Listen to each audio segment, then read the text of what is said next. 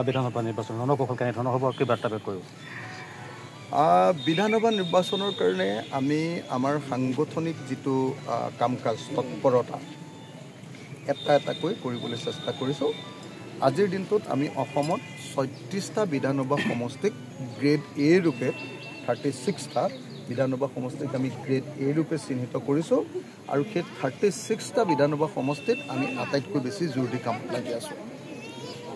তদুপৰি grade B আৰু grade চিৰ কেইবাটাও বিধানসভা সমষ্টিত আমাৰ কাম কাজ চলি আছে।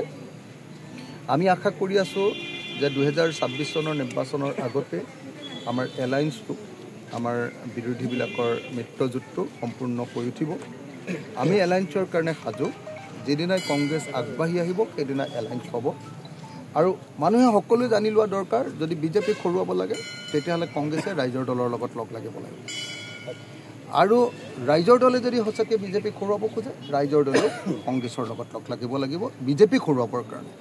সেইকাৰণে আজি ৰাইজৰ দল সাজু।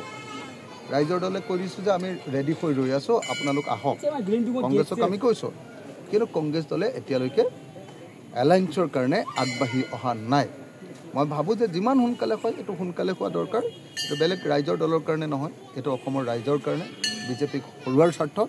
আৰু যদি কংগ্ৰেছে পলম কৰে তেতিয়াহ'লে সেইটো কংগ্ৰেছৰ গাত দুখ হ'ব।